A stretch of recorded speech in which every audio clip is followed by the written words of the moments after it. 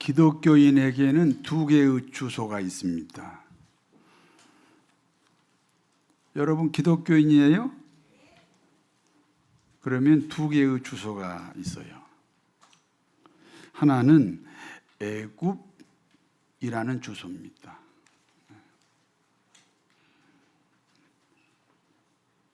그 애굽을 지금은 이집트라고 그러잖아요. 그 이집트라는 주소가 있습니다. 애굽 나라 통치자는 바로 왕입니다. 바로 왕은 세상 임금을 가리킵니다. 세상 임금은 사단 마귀입니다. 사단 마귀는 본시 음악을 담당했던 천사들의 그룹입니다. 천사 3분의 1이 음악으로 하나님께 영광 돌리던 그 그룹의 장이 루시퍼 천사장입니다. 루시퍼 천사장은 자신을 따르는 천사들과 함께 하나님이 되겠다고 하나님 면전에서 반역을 일으켰습니다. 그러므로 하나님으로부터 쫓겨나게 됐습니다. 하나님으로부터 쫓겨났다는 것은 하나님에게 버림받았다는 것입니다. 그 결과 천사장 루시퍼는 사단이 됩니다. 그리고 천사장 루시퍼를 따르던 다른 천사들은 마귀 또는 귀신으로 추락을 하게 됩니다. 하나님으로부터 버림받은 사단 루시퍼와 마귀 또는 귀신들이 인간이 사는 곳으로 내려왔습니다. 그리고 인간을 유혹합니다. 저 선악과를 먹어라. 그러면 너도 하나님이 되는 거야. 인간은 사단의 유혹으로 하나님이 되겠다는 이유로 선악과를 먹었습니다. 인간 역시 사단 마귀처럼 하나님으로부터 버림을 받습니다. 인간이 하나님으로부터 버림받았다는 것은 하나님과 인간은 피차 단절의 관계가 되었다. 그런 뜻이기도 합니다. 그러므로 인간은 더 이상 하나님의 대리자가 아닙니다. 하나님하고 단절되었기 때문에 본래 인간을 만들 때는 하나님이 자기 대리자로 만들었으나 하나님과 이제 분리가 됐기 때문에 대리자의 자격을 상실하게 되었습니다. 그렇기 때문에 인간이 다스려야 하는 세상을 사단 마귀가 다스립니다. 하나님의 대리자가 없어지니까 그 틈을 이용해서 사단 마귀가 세상을 다스리게 되었습니다. 그러므로 인간은 사단 마귀의 통치를 받아야 됩니다. 인간뿐 아니라 하나님이 만든 모든 피조물은 사단 마귀의 통치를 지금도 받고 있습니다. 무슨 뜻입니까? 모든 사람은 태어날 때 애굽 나라 백성으로 태어났다. 다시 말해서 모든 사람은 태어날 때 불신자로 태어났다는 거예요.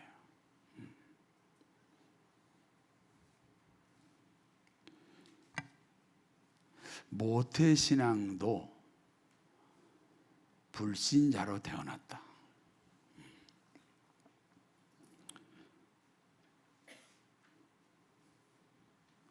거기가 애굽이라는 주소입니다. 우리가 태어날 때 애굽이라는 주소를 가지고 태어났다는 겁니다. 기독교인의 또 다른 주소는 광야 또는 가나안입니다. 이스라엘 백성들이 애굽을 떠나기 전날 밤입니다. 양을 잡아 그 피를 대문과 안방문에 발랐습니다. 그리고 그 양고기는 불에 구워 먹었습니다. 삶아 먹는 게 아니고 불에 구워 먹었습니다. 이스라엘 백성들이 애굽을 떠나기 전날 밤에 희생된 그 양은 예수 그리스도입니다. 그러니까 이스라엘 백성들이 애굽을 떠나기 전날 밤에 양고기를 먹었다.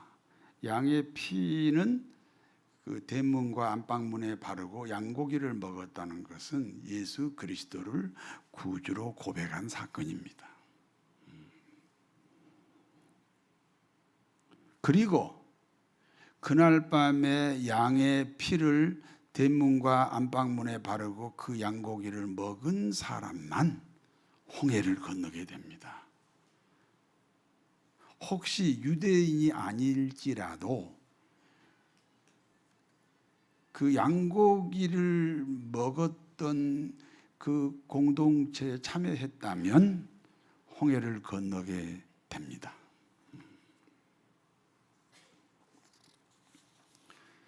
그러므로 홍해의 역할이 무엇입니까? 홍해를 건너지 않으면 애굽 땅이지요. 그러나 홍해를 건너면 광야예요. 그러니까 홍해를 건너 광야로 넘어온 이스라엘에게 어떤 변화가 있었습니까? 바로왕, 다시 말해서 사단 마귀의 통치를 받지 않습니다. 하나님의 통치가 시작이 되었습니다. 불신자 쪽에는 사단 마귀의 통치를 받았으나 이제 기독교인이 된다면은 하나님의 통치를 받았다. 그런 뜻이기도 합니다. 광야 생활은 하나님의 통치가 자발적으로 이루어지는 곳이 아닙니다.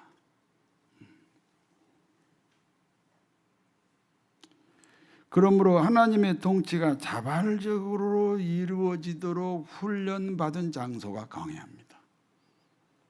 신앙이 뭐 가족에 의해서 또는 어떤 환경에 의해서 이루어지면 신앙이 아니잖아요. 어떤 장애물이 있는데 그걸 극복해 가면서 신앙생활을 해야 신앙생활이잖아요. 그래서 이 광야라고 하는 곳은 이 하나님의 통치가 자발적으로 이루어지도록 하는 이스라엘 백성들에게 하나님의 통치가 자발적으로 이루어지게 하는 훈련 장소라는 거예요. 광야 생활을 지나면 가나안 생활이 찾아옵니다. 가나안 생활의 특징이 뭡니까? 광야처럼 동일하게 하나님의 통치가 이루어지는 곳입니다. 그러나 가나안은 자발적으로 하나님의 통치가 이루어지는 곳이에요. 그래서 기독교인이 축복받는 장소는 광야가 아니고 가나안입니다. 여러분에게 질문하겠습니다. 성도 여러분의 주소는 어디입니까? 네, 가나안이었으면 좋겠지요. 네, 가나안일 것으로 믿습니다. 만약에 주소가 애굽이면 아직도 불신자예요. 그 사람이 장로일지라도 심지어 목사일지라도 그 사람의 주소가 애굽이면 아직 불신자입니다. 아니 구원 안 받은 사람이 구원을 가르칠 수 있잖아요. 그러니까 교회 안에서 직분하고 상관없이 그 사람의 주소가 애굽이면 이집트면 불신자 상태입니다. 광야라면 주소가 광야라면 훈련 중에 있습니다. 훈련 중에는 축복이 없습니다. 축복을 주면은 훈련이 안 되잖아요.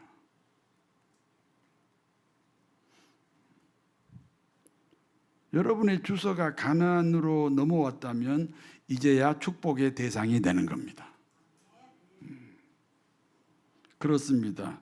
그러므로 이스라엘의 역사는 우리 그리스도인의 거울입니다. 거울이 뭐예요? 자기를 바라보는 것이 거울이잖아요. 그러니까 이스라엘의 역사가 애굽에 있다가 광야로 왔다가 가나안으로 들어왔다는 이 역사가 우리 기독교인에게는 거울이 되는 것입니다.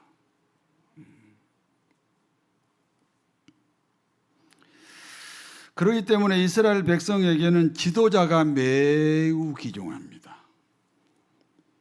애굽 땅과 광야 시절의 지도자는 모세였습니다. 하나님은 모세를 통해 백성들이 애굽을 떠날 수 있도록 도와주셨습니다. 그리고 광야 40년은 모세를 통해서 하나님이 백성들을 인도합니다. 광야는 사막입니다. 비가 내리지 않습니다. 당연히 물도 없습니다. 물이 없으므로 식물이 자라지 않습니다. 사람이 생존할 수 있는 기후 조건이 아닙니다. 낮에는 40도가 넘고 밤에는 영하로 내려갑니다. 끝없는 지평선입니다. 방향 감각이 없습니다. 그러므로 하나님이 돕지 않으면 한 발자국도 움직일 수 없는 곳이 광야입니다. 그리스도인은 하나님이 통치하는 사람들입니다. 그러므로 광야 생활은 환경 때문에 하나님의 인도를 받는 거지, 환경 때문에 하나님의 통치를 받는 거죠. 그래서 하나님의 통치를 배우는 훈련 장소입니다. 어떤 사람은 일생 동안 광야 생활만 하다가 천국 가요. 홍해 건넜으니까 기독교인이거든요. 그런데 하나님의 통치가 자발적으로 이루어지지 않아요. 환경을 통해서 이루어져요. 그러니까 평생 동안 광야 생활만 하다가 천국 가는 사람이 있어요. 여러분, 가나안으로 들어가셔야 됩니다. 이스라엘 백성들이 가나안에 들어가서 이제 축복을 받기 시작합니다.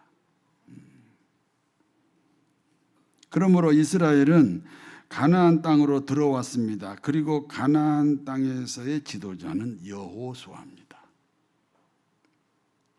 가나안 땅은요, 허벌판이 아니에요. 이스라엘 백성이 가나안 땅에 들어가서 지파별로 땅을 분배하잖아요.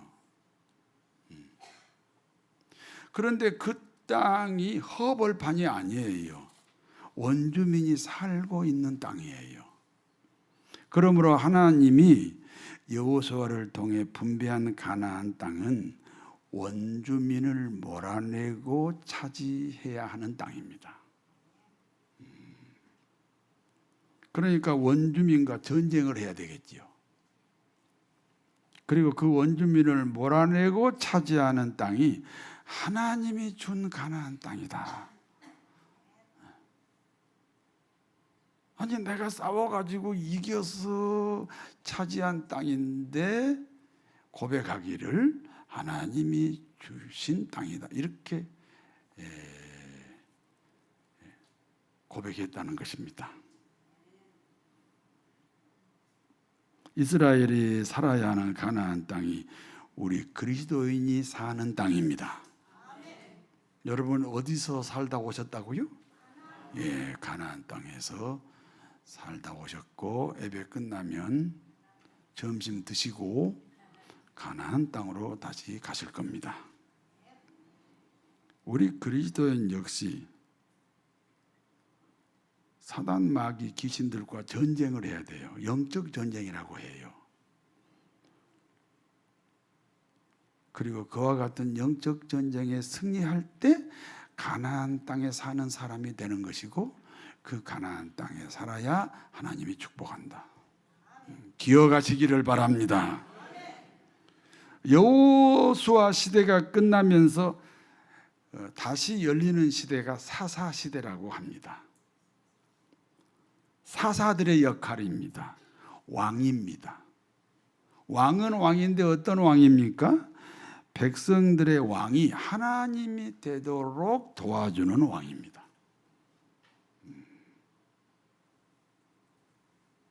선지자와 제사장입니다. 하나님과 백성들을 연결하는 역할입니다. 말씀을 전하기도 하고 제사를 진례하기도 합니다.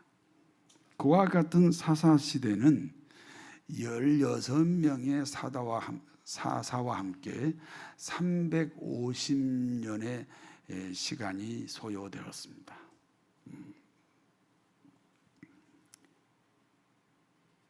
이스라엘의 첫 번째 사사가 온니엘입니다. 성이 오스입니다.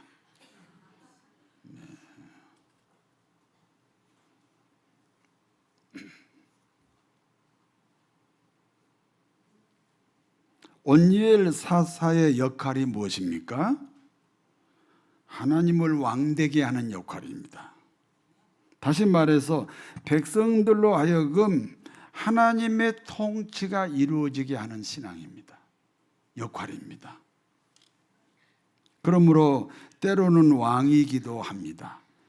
그리고 때로는 선지자요 제사장이기도 합니다. 그런데 그와 같은 역할을 했던 온니엘이 죽었습니다.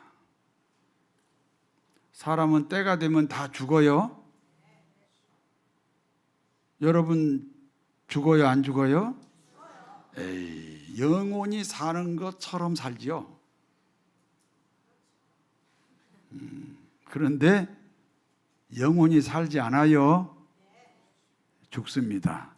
첫 번째 이스라엘의 첫 번째 사사 온니엘이 죽었습니다.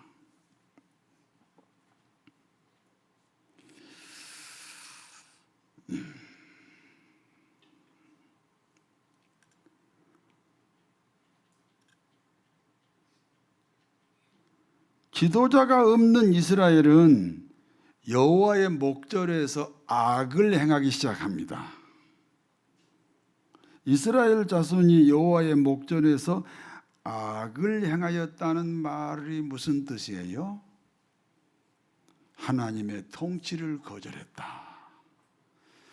우리가 악을 행했다는 말은 뭐 도둑질했다, 거짓말했다, 살인했다, 폭력을 행했다, 그런 비도덕적인 행위를 우리가 머릿속에 떠오를 수 있어요. 그러나 기독교인이 말하는, 하나님이 말하는 악은 하나님의 통치를 거절했다는 거죠.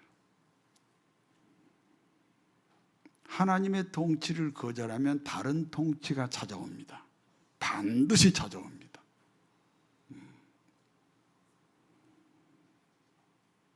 모압 왕 에글론이 이스라엘을 통치하기 시작합니다.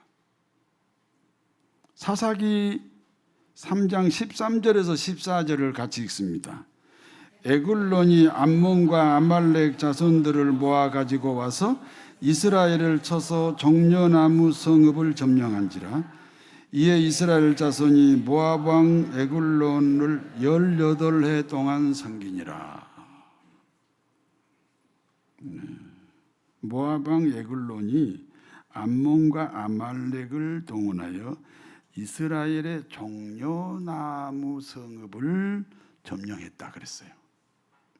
이스라엘의 종려나무 성읍이 어디입니까? 이스라엘의 종려나무 성읍은 예루살렘 성전입니다. 어려움을 당한 그리스도인의 특징이에요. 잘 지키던 주의를 안 지키기 시작하는 거예요. 가까이 하던 교회와 거리를 두기 시작하는 거예요. 모압 왕 에글론이 예루살렘 성전을 점령한 것과 같습니다. 먼저 신앙의 문제가 생기고, 그리고 그 다음에 생활에 문제가 생겼다. 그런 뜻입니다. 여러분, 그 이방인들이 이스라엘을 점령할 때는 제일 먼저 예루살렘 성전부터 점령을 해요. 모압 왕 에글론이 예루살렘 성전을 점령합니다. 그러므로 이스라엘은 18년 동안 모압 왕 에글론의 통치를 받습니다. 하나님의 통치를 받아야 하는 사람들이 지금 모압 왕 에글론의 통치를 받습니다. 이스라엘 자손들이 하나님께 기도합니다. 하나님의 통치를 받아야 되는데 모압 왕 에글론의 통치를 받으면 기도해야겠지요? 사사기 3장 15절 같이 읽습니다. 이스라엘 자손이 여호와께 부르짖음에 여호와께서 그들을 위하여 한 구원자를 세우셨으니 그는 곧 베냐민 사람 게라의 아들 옌손잡이 에웃이라. 이스라엘 자손이 그를 통하여 모압 왕 에글론에게 공물을 바칠 때에, 이스라엘은 하나님의 백성이에요. 그러므로 하나님의 통치를 받아야 축복이에요. 건강입니다. 번성입니다. 평화입니다. 감사입니다. 사랑입니다. 기쁨입니다. 그런데 모압 왕 에글론의 통치를 받아요. 그래서 저주가 찾아왔다는 거죠. 질병입니다. 실패입니다. 좌절입니다. 갈등입니다. 미움입니다. 시기와 질투입니다. 하나님은 이스라엘 백성들을 구원하시기 위해서 한 사람의 지도자를 세웠어요. 베냐민 사람이에요. 베냐민은 오른손잡이라는 뜻이에요. 그러므로 베냐민 사람에게는 왼손잡이가 없습니다. 만약 베냐민 지파 중에 왼손잡이가 있다면 어떤 사람일까요? 베냐민 지파로서 최고의 허물이요, 최고의 수치가 되는 겁니다. 그런데 하나님이 이스라엘 지도자로 세운 사람이 어떤 사람입니까? 베냐민 지파의 왼손잡이 에웃이에요. 베냐민이라는 말이 무슨 뜻이라고요? 오른손잡이. 그러니까 베냐민 지파에서는 왼손잡이가 나와야 돼요? 안 나와야 돼요? 안 나와야 돼요. 큰일 나죠. 어려서부터 부모들이 왼손잡이가 안 나오도록 하지요. 그런데 하나님이 세운 이스라엘의 지도자가 베냐민 지파의 왼손잡이 에웃이에요.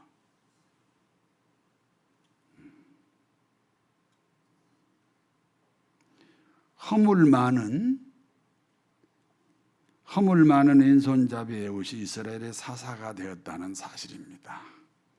에웃은 이스라엘의 지도자이기 때문에 모압 왕 에글론에게 공물을 바쳐야 돼. 백성들의 모든 공물을 세금을 모아서 이제 모압 왕 에글론에게 가지고 가는데 지도자인 에웃이 가지고 갔다는 겁니다.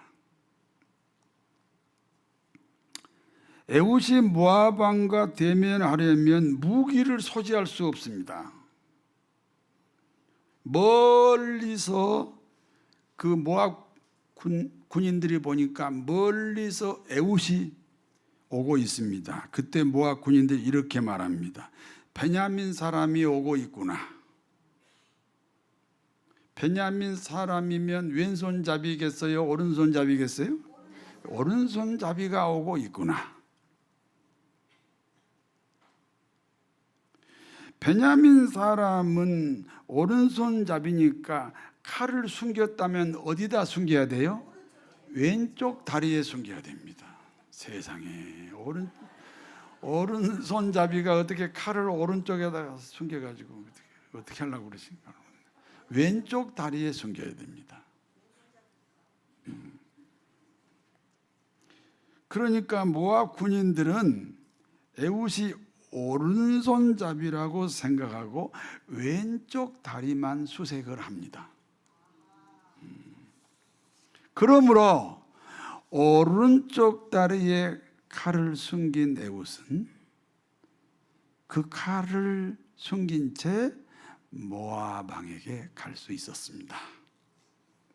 에훗은 모압 왕 에글론 앞에서 칼을 뽑았습니다.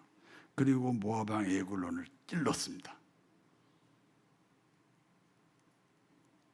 에훗은 모압 왕 에글론이 죽은 현장을 신속히 빠져나와야 됩니다. 사람을 죽인 얘기하니까 조금 선선하지요? 네.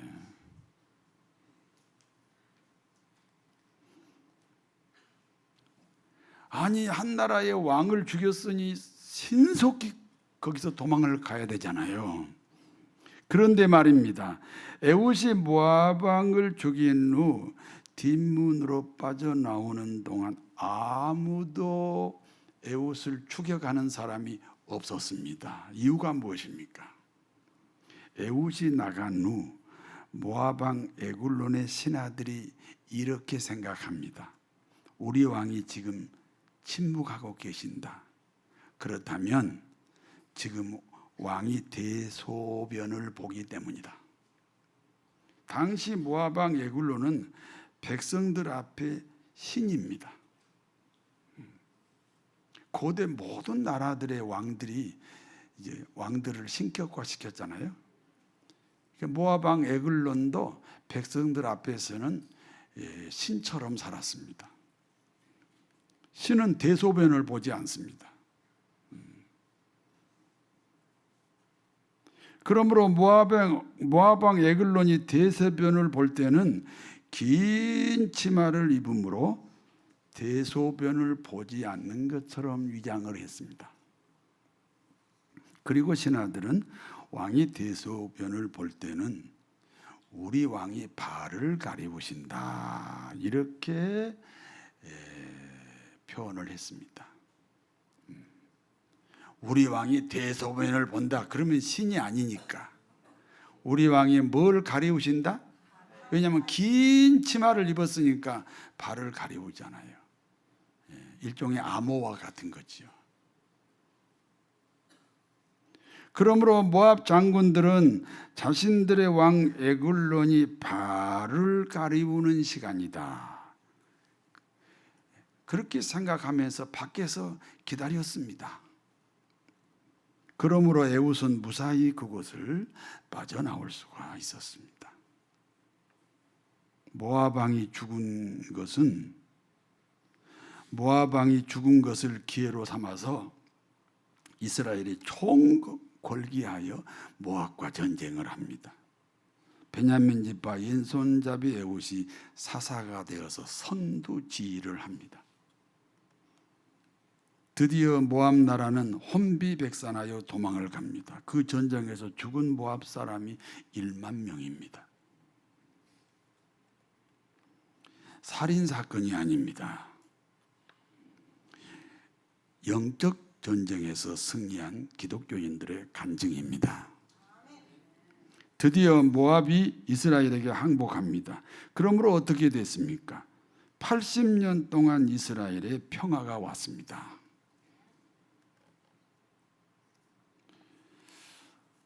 그 이스라엘 나라에서 평화라는 단어가 뭐죠? 샬롬. 한번 여러분에게 인사해, 옆에 사는 인사하세요. 샬롬. 그 샬롬이라는 말을 우리말로 풀면 평화인데요. 진짜 내용은 하나님이 통치하신다 그런 뜻이에요. 하나님의 통치해야 평화라는 거예요.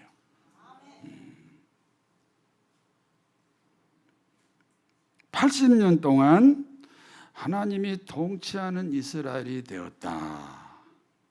오늘 여기까지가 본문의 내용입니다. 이제 본문이 주는 교훈을 말씀드리겠습니다. 기독교인에게 선과 악에 대한 분별력입니다. 여러분, 기독교인에게 선과 악은 어떻게 분별해야 돼요? 네, 내가 그 얘기 할 건데 먼저 하시면 어떻게 합니까? 이제 이런 사람 있죠. 아주 선한 사람. 정말 말도 행동도 그리고 그 생각도 선한 사람 있어요. 그런 사람의 특징이 뭐죠? 고집이 세고 누구 말을 안 들어요. 선하고 착한 남편입니까? 얼마나 힘드시겠습니까? 네. 기독교가 말하는 선은 하나님의 통치입니다. 그리고 기독교가 말하는 악은 하나님의 통치를 거절하는 것입니다. 이스라엘 백성들이 가나안 땅에 들어왔습니다. 땅을 분배받았습니다. 이스라엘이 분배받은 땅은 허벌판이 아니라 그랬지요. 원주민들이 살고 있는 땅입니다. 그러므로 원주민과 싸워야 합니다. 당시 원주민의 이름이 블레셋이에요. 그리고 그 블레셋의 영어 발음이 팔레스타인이에요. 지금의 하마스고 지금의 헤즈볼라라는 이름으로 이스라엘과 오늘도 싸우고 있습니다. 우리가 예수님을 영접하고 기독교인이 되었다는 것은 어떤 의미입니까? 이스라엘 백성들이 애굽을 떠나 광야 40년을 지나 가나안 땅에 들어가는 것과 같은 형편입니다. 애굽을 떠나면 첫 번째 정착지가 광야지요. 훈련이 필요한 사람들이 사는 곳이에요. 무슨 훈련입니까? 하나님의 통치가 이루어지는 훈련이에요. 원치 않는 환경이 찾아왔습니까? 하나님이 통치해야 하는 하나님의 통치를 받으라는 훈련이에요. 그러니까 광야는 훈련받은 곳이기 때문에 축복이 없어요. 축복을 받으려면 어디로 가야 돼요? 가나안으로 가셔야 돼요. 하나님의 통치가 이루어지지 않으면 다른 통치가 찾아온다니까요. 예수 믿는 사람인데 하나님의 통치를 안 받으면 다른 통치가 찾아와요. 하나님의 통치를 거절한 이스라엘에게 모압 왕 에글론의 통치가 있었잖아요. 성도 여러분, 누구의 통치를 받아야 합니까? 혹시 모압 왕 에글론의 통치입니까?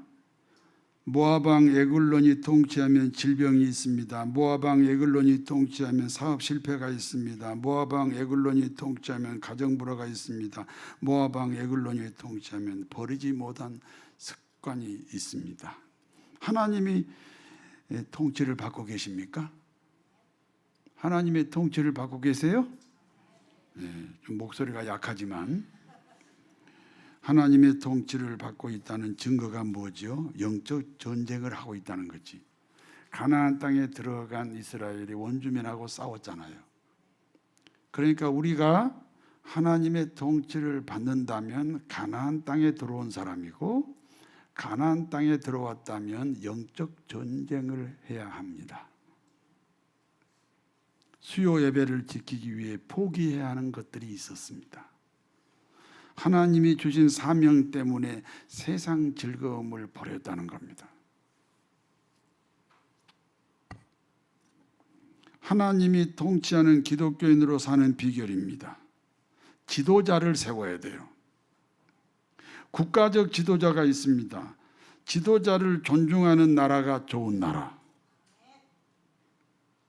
우리나라 좋은 나라가 되려면 지도자를 존중해야 돼요. 선거 때는 반대했던 사람인데 그 사람이 대통령이 되면 반대했던 사람의 대통령이기도 해요. 그래서 존경해야 됩니다. 사회적 지도자가 있습니다. 지도자를 존중하는 사회가 좋은 사회입니다. 지도자를 거절하는 문화는 사단 마귀 문화입니다. 지도자를 세워주는 국가와 사회가 되도록 성도 여러분, 기도가 필요합니다. 신앙생활에도 지도자가 귀중합니다. 하나님은 모든 사람을 상대하지 않습니다. 저 보세요. 기독교인하고 천주교인이 한 20억 됩니다. 20억 기독교인이 다 기도해요. 20만 가지 기도를 해요. 그러면 하나님이 그 기도를 다 받아주면 이 지구가 멸망합니다. 무슨 뜻인지 이해가 안 가세요? 독일하고 영국이 축구를 해요. 영국은 누가 이기라고 기도해요? 영국이 이기라고. 독일은 누가 이기라고 기도해요? 독일이요. 그러면 하나님이 응답을 하면 축구가 안 돼요. 그래서 뭐라고 응답하세요? 실력대로 해라. 하나님은 그러므로 모든 사람을 상대하지 않습니다. 지도자를 자신의 대리자로 세워서 상대합니다. 어떤 지도자입니까? 자신의 허물을 아는 지도자입니다. 자신의 허물이 보이면 그곳으로 하나님의 능력이 흘러갑니다. 나 같은 죄인 살리시 주의 놀라워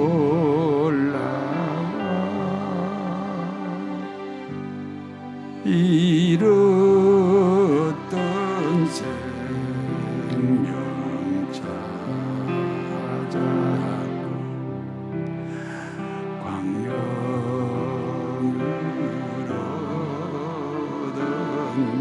이스라엘을 구한 에훗은 베냐민 지파입니다. 베냐민이라는 뜻은 오른손잡이라는 뜻입니다. 그러므로 베냐민 사람들의 최고의 허물은 왼손잡이입니다. 에훗은 베냐민 지파지만 허물 많은 왼손잡이입니다. 에훗은 자신의 허물을 늘 기억하며 살았습니다. 자신의 허물을 기억할 때마다 하나님의 능력이 흘러갑니다. 그리고 그 능력으로 나라를 구했다는 사실을 반드시 기억하시기를 바랍니다. 하나님이 통치하는 선한 그리스도인으로 살아야 합니다. 누구나 허물이 있습니다. 그러나 그 허물을 발견하는 겸손이 필요합니다. 그리하여 자신의 허물이 통로가 되어서 하나님의 능력이 들어옵니다. 그와 같은 능력 있는 그리스도인으로 살아가시기를 진심으로 축원합니다. 전능하신 하나님, 하나님의 통치가 신앙입니다. 하나님이 통치하는 선한 인생이 되게 하여 주옵소서. 걸어가신 아버지 하나님, 자신의 허물이 하나님의 능력이 들어오는 통로입니다. 하나님의 축복이 들어오는 통로입니다. 늘 자기 발견을 통해 하나님의 능력으로 승리하게 하옵소서. 예수님의 이름으로 기도하옵나이다. 아멘.